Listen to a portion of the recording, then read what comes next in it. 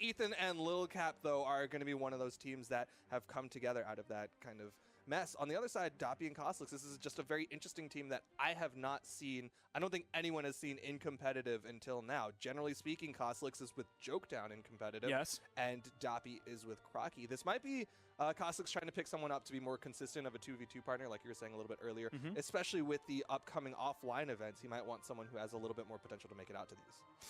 But it's interesting because Doppy's kind of like Lil Uzi Vert here.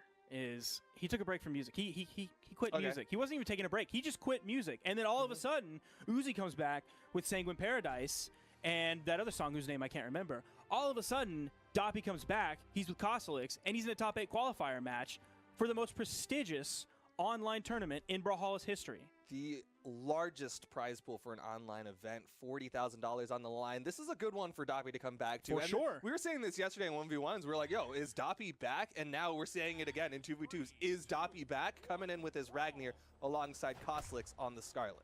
Now, on the screen right before this, when they were showing some of the stats, it was either 128 or 120. I couldn't tell from this distance on the screen. But Doppy was power rank 120 or 128, which that's because he quit. So that's recency bias coming into effect. Like, he hasn't played in tournaments anywhere recently, so all of his old placements just don't mean as much in terms of power rank anymore. But the like this qualifier for top 8 right now, this could be huge for him. A lot of de-rusting for Doppy going in, but it's going to be the side air that sends Cosolix off stage over to the right side. He does have side airs of his own. That's one of the advantages of this lance. He's got a lot of aerial movement with those side airs, so he is able to make it safely with Doppy kind of helping protect him as he makes those moves. Side signature connection for Little Capped will take down Cosolix as they go for the 2v1 onto Doppy, the quick conversion. Now, something that's interesting with Ethan and Lil Capped is I think people kind of thought that Ethan was going to get left by the wayside here and not come out of the breakup quite as well. People thought the same thing of Remy, and you saw what he's able to do with Phazon. Ethan and Lil Capped are an amazing team, a truly amazing team, better than I would have thought they would have meshed together. Yeah, they're definitely doing great things. The side signature will connect from Ethan, but that's a worthwhile trade. They have that stock advantage. And Ethan's been looking really great this entire weekend. We saw how well he was able to play yesterday in the 1v1s. He's charged up on Mountain Dew Amp GameFuel, man. He's ready for this weekend. He's got the accuracy, but he will get taken down by Doppy over on the left side. Still health advantage to the blue team. Cosolix very damaged. He went down first, and the blue team has been able to maintain that lead. That side air from Lil Capped almost killing, even though it's from the opposite side of the stage, just barely having enough iframes to get through that side signature. But Ethan picks up the recovery, and the nair coming out from Lil Capped, just passing Cosolix back and forth between them, saying, all right, are you going to get the kill? No, you didn't? Okay, I'm going to try and get the kill. I didn't get it. Here you go. Fortunately for Cosolix, with that aerial spot dodge, it's got the longest iframes. If it was a grounded spot dodge, iframes would have run out, and he would have gotten caught by that side signature. Now, Doppy, in similar fashion to the way we used to see him play, he's the one surviving for his team. He was usually the one put into the 1v2 situations when it came down to that in his games with Crocky. He's definitely a strong anchor player for his team.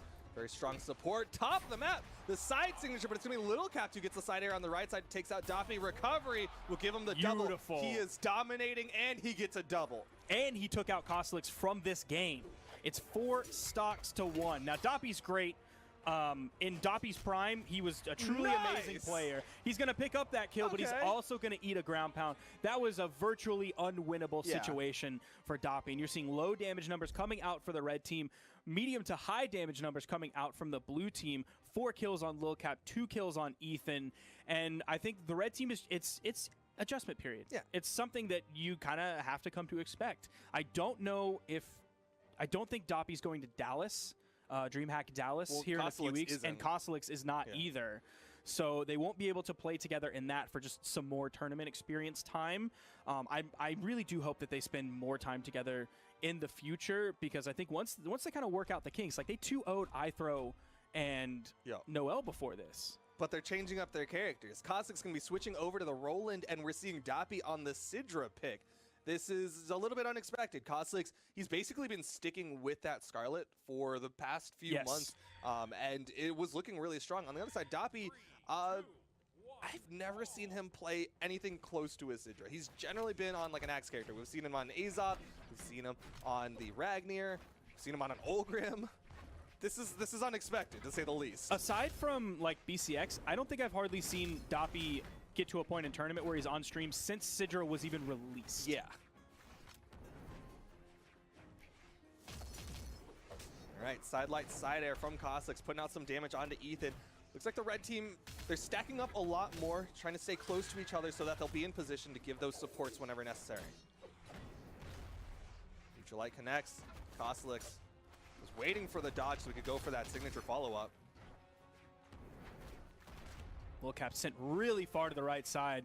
He's going to have to use everything, including his final dodge, to get back on. There's a D-Light into the Nair coming out from Doppy, using that vertical cannon blast to try to send off the top. That is sometimes a popular kill option. The slide charge neutral signature, Cosolix held all the way to the right so that he could control that deep into the push-off column, but Ethan was able to get back over close to the wall. The follow-up side air, though, from Cosolix is enough to take out 6 stocks to 4. No, great bait from Doppy there. Goes for the ground pound. Lilcap was expecting the recovery frames, but meanwhile, Ethan gets the side signature over the corner. Interesting properties on that side signature as it can go in different directions around space and air. Stocks evened up. Now, something that is going to come into play here, we mentioned it a lot with Thor, but also with the Roland pick as well, is the high defense is going to be tough to kill on a map this big. You saw a D-Light side air barely sent Cosolix off stage on the right side when he was deep into the red. Then a recovery that was like 1 jump height up didn't kill him off the top either. It's going to take a lot to take out those stocks from Cosolix. Yeah, a lot of times you'll see people more often just run out of jumps than it'll be like flying into those knockout boxes. Especially with Lance, it's going to be really difficult to get those finishing blows onto Cosolix, but you're seeing Lilcap do it, the ground pound, denying that wall touch, and the blue team takes the lead. Falling side air coming out from Lilcap. Cannon also as well is going to have that side air movement option to get back on the stage. And the recovery, which has a tremendous amount of priority. But that side sig is going to find the priority there. Right from almost the middle of the stage is going to kill Doppy on the left. 4 stocks to 2, but this time it's the blue team that is continuing to hold on to that lead rather than how this game started with the red team lead. Both blue team members getting close to that kill percent, not quite in that spot where a finishing blow can happen. Great interrupt from Doppy, trying to punish Lilcap from behind. Ethan trying to chase Cosolix really hard into the air. Ooh, the out prioritization there from Cosolix, beating out that side signature from Ethan. Wants this finishing blow. He's throwing out so many signatures.